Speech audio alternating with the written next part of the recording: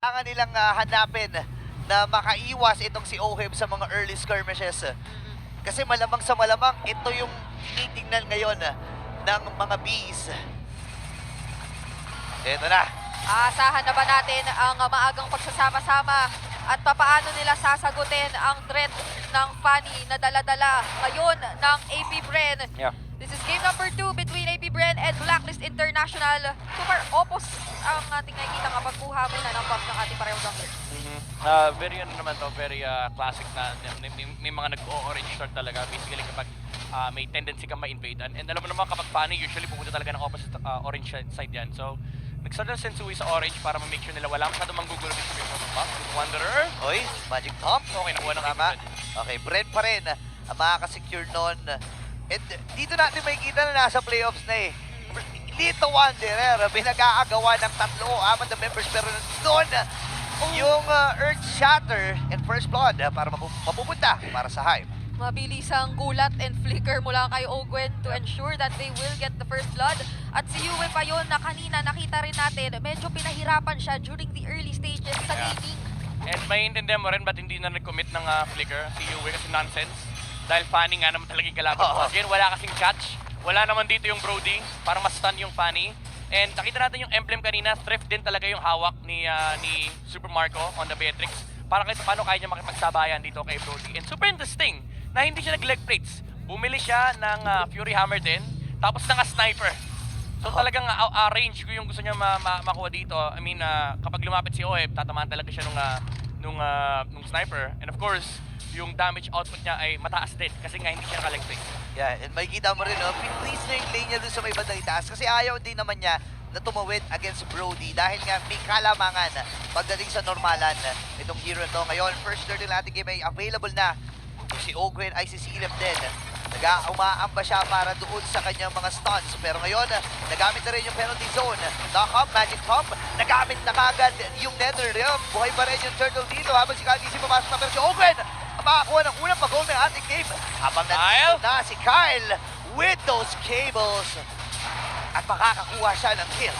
Sinumit na agad yung penalty zone onto Ogwen kaso parang ang laking bagay nung naging bigla ang pagpasok din ni Flap TZ para magsunod-sunod na yung mga kasama niya. Yeah. Ganda rin yung ideology ng team fight ng AP Bren. Hindi naman kasi nagpakita din yung Fanny kaya napwerte si Edward na gamitin yung penalty zone onto a different target. Unfortunately, Sensui missed the retribution. May natirang 100 I believe. 107 ay somewhere around that number. Yeah. Kaya hindi na rin nakuha yung turtle. And si Ogwen pa nga yung nakakuha nung turtle.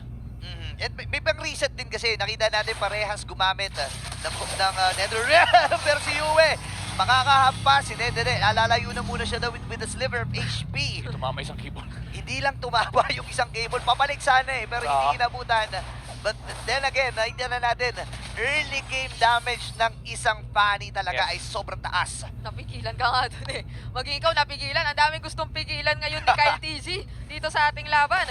At parang nakikita natin paulit-ulit yung mga gulat na ginagawa ni Ogwen kontra sa players ng Blacklist International na I feel parang kinakailangan nilang ingatan ng sobra kasi ito si Ogwen parang hindi na siya nag-hesitate din sa flicker niya Exactly. Tsaka makikita mo again yung no hesitation play ng AP Bren and yung preparation nila with this matchup against Blacklist International. Kanina pa nung game number 1, napakalaki ng focus sa mid lane. Even si Kyle TZ, after niya makakuha level 4, although kanina nung game number 1 napatay niya si Sensui, pero dumadaan talaga sila na mid, pinapunish nila yung aggression ni Yue, and nalilimit yung movement sa Blacklist International.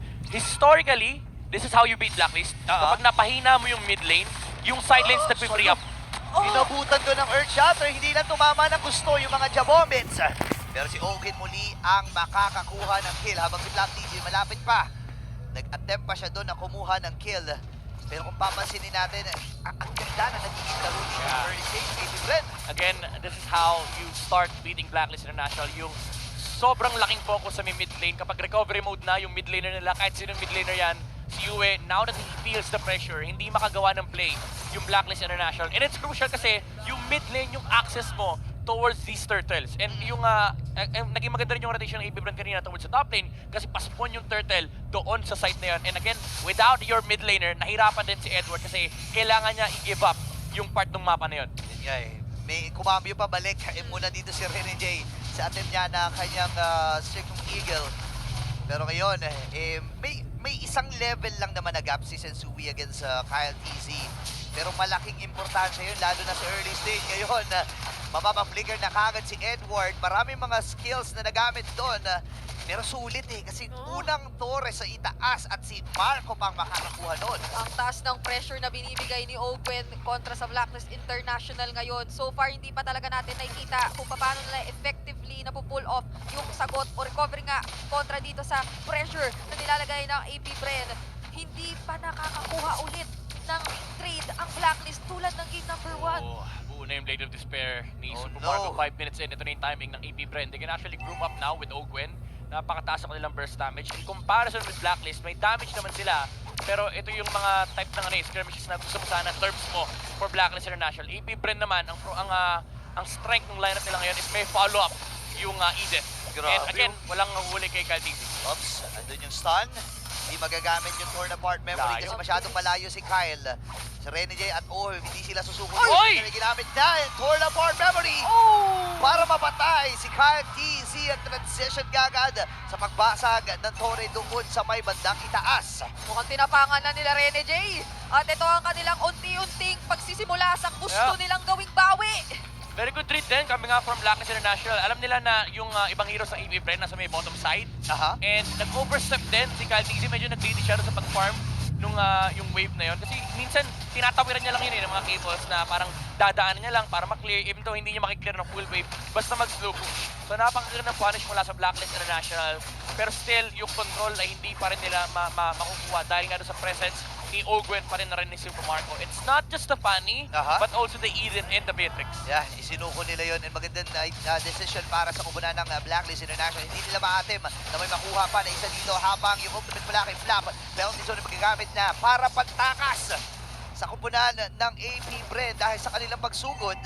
Pero doon sa may bandang ibaba, may napapansin sila na ginagawa itong si Oheb at si Renny J. Pero mapipigilan ang pagbasag ng Torres sa ibaba. Oh, yun yung agad na sagot na ngayon ng Blacklist International, OHEB as well as Rene J na nagsasama at nagtatry talagang kumuha ng mga kapalit na tore para hindi sobrang maulit yung nasimula o nagawang halos 10k gold lead yung na-establish kasi ng AP Bren kanina kontra sa Blacklist International na ngayon.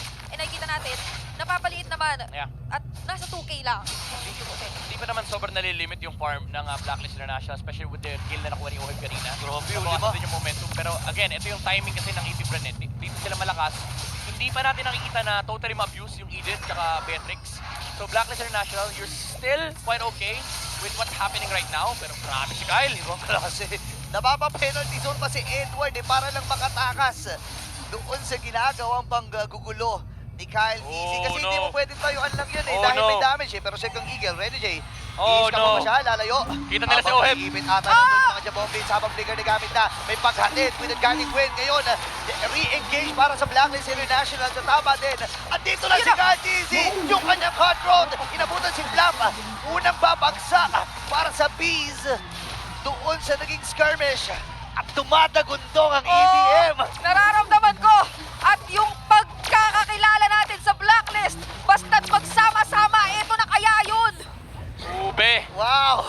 Ube is the way. Yan ang solusyon ng Blacklist International. Hindi rin naman sila kulang kasi sa firepower. Again, nabanggit natin kanina, may damage yung lineup nila. They just need to group up and save this Brody away from AP Bren. And ang kinagandaan dito, again, hawak nila yung Valentina. Even though na-punish si Yue kanina, as long as meron silang sariling version ng NetherRealm, may panligtas sila kay Oheb. And si Oheb, yung pinaka-importanteng pyesa dito ng Blacklist International ngayon, knowing na, again, may jump na pwede makuha yung AP Bren with the Edith and Beatrix. But then again, hindi pa natin nakikita yun. Yun nga Tsaka ang AP Bren ngayon, alam na nila alam nila yung win condition nila Kailangan makakuha muna ng isa si Owen bago sila lumaban. Pero si Higil, unahan na dito ng Blacklist International habang sinama na. Penalty zone dun sa isa, pero si Owen babagsak. Courtesy of Kyle TZ. Edward humahabol pa si Super Marco ang kanyang pinupuntirya. Pero nagamit na yung NetherRealm, andito re-engage. Owen nagamit na rin yung Kyle ultimate and that's knife from Super Marco will secure another kill para sa kanilang kupunan. 3-man down. 4, make it 4. Magiging 5 pa ba? Pero lalayo na si Sensui dito habang that's wala super magiging casualty para sa AP Bren. A very unfortunate Wow. flash para sa Blacklist. Nandun na yung kanilang pag-target at pagtutok ay Super Marco. Pero hindi man lang nakomit yung Netherrealm at nabuhay siya. Ang ganda nung start eh. Nagamit ni Rene J yung Eden as, as a, kumaga parang stepping stone. Yeah. Ginamit niya yung Circling Eagle. Nung nakita niya yung Beatrix, binunggo niya kagad. Unfortunately, yung follow-up hindi naging enough and nakatakbo pa nga sa Subo Marco with the proc of the Quantum Charge. Yung movement speed ay nag-provide ng enough leeway for the Beatrix to be able to get out. And after nun, doon na sila inubos ng Fanny. Yung backline ng Blacklist International ay pinagpapatay na ni Kyle TZ with the cutthroat onto the Brody. Hindi niya na-survive yun. Leg plates lang yung hawak ni Brody rito. Hindi ganun kalaki yung kanyang protection kasi may Malefic Roar na rin na hawak. Dagdag mo pa dyan yung dalawang physical penetration from the Blades of Heptasis, pati na rin yung Hanzo Strike na hawak ni Kyle TZ. Talagang tunaw kayo kapag naabutan kayo. Pero Supermark, walhati kagad yung buhay ng runners. Pati na yun. Kunti-kunti lang bumabakat lahat ng mga bala na ibinabato dito. Ni Supermark, who now yung Lord ay nasa may bandang ibaba. Didepensa ang Blacklist International. At talagang pinanindigan niya nga yung sniper niya, yung runner niya. So, yung mga precise skill na nakikita natin, katakot-takot isipin kasi yung follow-up at yung pag-clean up na pwedeng asahan from Kyle TZ or even Black TZ, yung nag-Bison Strike ay katakot-takot para sa side ng Black International. Ngayon, may huge naman! Ngayon, matutumbahin ba nila? Hindi nagamit yung penalty zone. Pero sa isa, si Oge na magiging punteriya, pero nakaka-breed! Itong si Super Marco.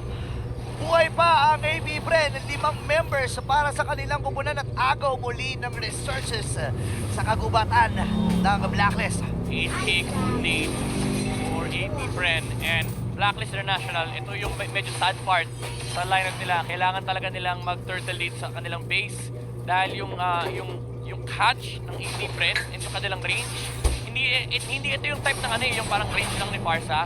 Kapag pani kasi yung katapat mo, literal, nowhere in the map is safe. So kailangan talaga ng Blacklist International kapag lalabas sila, sama-sama. Ang problema, hindi rin nila makita yung Beatrix, hindi rin nila makita yung Eden. So kailangan talaga, laging naka-cover si Rene J. And ito yung minsan problema kapag ganito yung klaseng lineup mo, no? Yung kapag kailangan 24/7 nakapil ka for your marksman, hindi madaling kumuha ng information pati na ng vision for Blacklist. So ito yung point na pwedeng i-freeze na actually ng AP yung mapa. Hirap kumuha ng information ngayon for Blacklist International. Especially as even si Edward na parang i-expect mo na medyo humarap at talagang manguna ay palagi at palaging inuunahan pa nga yata at napo-force agad yung penalty zone niya. And we will be heading into a quick pause muna habang tinitingnan natin. Ito ang mga nakasaksi nung dagundong kanina. Oo, Sampak, grabe. Imagine mo yun. Punong-puno ang EVM. Gumaganon yung sahig eh. Oo, ramdam na ramdam mo habang nakakakuha at nakakabawi ang Blacklist. Pero again, babalikan natin yung nagiging laro na ito. Medyo behind, ng bahagya lang naman ang Blacklist International. Nakita na natin ng makailang beses ang Blacklist International na mapunta sa ganitong klaseng sitwasyon. Pero kasi ang AP Bren naging consistent din from IESF run. Nakuha nila yung kampinato ron. Fresh na fresh pa to. 2023 stint nila. Alam natin na may dala-dala pa itong team na to eh. Yeah. Ang win conditions ng Blacklist dito is dalawa lang. Either they mount an amazing defense or makahawan up sila ng magandang teamfight during Lord Dances. Kasi ang importante rito na ma-realize sila is yung capability ng AP Bren na mag-Lord turn, yung walang pake sa Lord, yung gagamitin lang yung Lord para mabait kayo at maghabol ng teamfight ay napakataas. Knowing na meron kang Edith, Beatrix, tapos Fanny, tapos meron ka pang hawak ng Paramis, actually wala akong pake sa Lord eh. As long as maubos mo or mapatay mo yung mga damage dealers on the side of Blacklist International, napakadali mag-break ng base for the Hive. And I think yun yung kailangan talaga isipin ng Blacklist International. Pinaka-safe talaga yung base defense. They have to give this next Lord to AP Bren. Kasi kapag hindi, napatay sila ng Fanny, naubos sila ng AP Bren, napakadali lang mag-convert ng base damage. Sa bilis lang yan kasi si Super Marco ay kanina mapagbigyan. O kung dito mahanap sila, dito mo na nilaban. Eagle, malayo muna si Rene J habang si Kyle Tizir doon sa may madaling ko nakita nila. Edward kagad! Ang kanilang itutumba, may pag-amba, in and out. Para dito kay Kyle TZ again. 3 deaths para kay Edward. And hindi na naman nakabawi doon sa naging skirmish ng Blacklist. Nakita natin in its fullest potential yung threat ng paglabas ngayon ng Blacklist International ng mapa. At ito na ang kanilang aasahan. O ito na yung aasahan natin mula talaga sa kanila na magpo-focus na lang muna sa depensa given na bawasan sila ng isang miyembro and there is nearly no chance for them to contest this Lord na binaburst na agad ng AP Bren. Yeah, and very methodical in well, very methodical approach coming up from AP Friend. And ang ganda nung pinakita nila kanina, kita natin yung hesitation, yung hesitation talaga yung commitment. Yeah. Even using the Nether Realm just to get at the kill. Na ganun ka-importante yung pick-up na yun for AP Friend. Oh, Sensui. Okay. Grabe. Ano lang naman, clone lang. Yeah, baits lang. Nag-iwan lang ng clone. Pero again, 9.8k gold lead para sa Hive. At ang Blacklist International lang naatasan muli na dumipensa. Pero maganda ang flow, maganda ang flow ng minions dito. Sabay triple wave. Kinakailangang depensahan ito ng Blacklist International dahil may concealed Yes, play na ginagawa ang AP Friend. Yan na lang, si play. Habang si Okay, maamba. Nandun yung Shatter, si Eagle. Karina po na si Flap. Pero makaka-dash out lamang. Torn apart, memory permitted pa. Yung damage doon, may natirang konting buhay para kay Flap. Pero basag yung Torre sa taas at sa may bandang gitna. At yung Blacklist International naghaharap pa rin ng magandang bawi. One tower for AP Friend to take out. And kita na nila yung base ng Blacklist International. Next Lord is gonna be really important for both sides. For AP Friend, ito yung endgame scenario nila. Pag napasok itong tower sa may bottom lane, pwede silang mag-lock ng hero and mag-go ng team fight against Blacklist International and pati na rin yung tower pag nadama yan. Kapag nakapasok yung mga minion waves sa loob ng Blacklist International. Pero we've seen this before. We've seen this yesterday. Yeah. Na may capability ang Blacklist International na magdepensa kahit gaano ka-hook ang grip or horrible yung team fight. Ito na, game na daw. Kasi uunahin na kagad si Rene. Pero nandun yung Netherrealm. Sama yung Netherrealm. Mabiligal di sila lalayo. Cutthroat. Pero ngayon ay lalayo na muna ang Blacklist International. Buti nilang doon sa clone tumama. Oo, kay Jennifer. Doon sa kanyang pangalan. Jennifer yata. Aray Pero ko! ako, aray ko po. Aray ko, Bessie. Sniper. Oh my gosh, Bessie naman. Ang sakit. Napapayo si Burrito dito sa sakit at nararamdaman din niya. Dahil hindi na biro dito ang binabato ni Super Marco na kanina ang inattempt sanang abutin talaga dito ng both penalty zone as well as yung naging talon doon ng sa Eagle. Isang kalabit na lang yan, boss. Pag hinipan ni Marco yan, patayan. Pag nahatching, kunyari tumabi ganyan, tapos nahatching, Nahatching, katutuwa basag ba yan? Buti walang deny dito eh, no? Buti hindi na deny yung tower na yan. Hindi na din yung Torre. 30 seconds bago mabuhay yung next na Lord ng ating game. 10.6k gold lead. And lock item na dito si Kyle Uy, Easy. uy, uy, uy. May rose gold major pa siya. So, Ito yung mga ito yung mga anti-funny movements eh. Ito yung mga anti-funny movements. Opposite side ng Lord, usually yung funny nagpupunta dyan. Pero sabi ng AP Friend, alam namin yan! napanood na namin yan eh. Napanood namin yan dun sa tutorial ni Master the Basics eh. Ayun lang. Sabi niya eh. Ayun lang. Nakita na namin yan eh. Sabi ng AP Friend dito eh. Grabe, no? Talagang may check, no? Talagang nakita mo yung tatlong hero na gumagalaw. Before natin mapansin, alam na ng Bren eh. Alam na. Papunta na sila, alam nila may nagbabantay doon. And now, it goes back to the normal Lord dance. Pero again, very important to for Blacklist International not to screw up kasi again, they chase potential ang AP Friend. Napakataas ng kanilang Lord turn. Yeah, hindi lang yung chase eh, pati yung split push din eh. Exactly. Mapapansin natin, pinipintahan nila eh. Freeze ng lane, aantayin nila na magpakita isa-isa, tapos mabilis ang kilos. Oo. And yun ay nakita na natin ng paulit-ulit, specifically kay Super Marco. Pero Black at Sensui, magkakaharapan. Karami Aray kami ko! ay nahatak din. Sakto, pero Oh my gosh, susuko muli na Oh, mga nakaharap agents. si Ogwen. Isusuko muli na mga agents itong Lord na ito, pero may pag-in.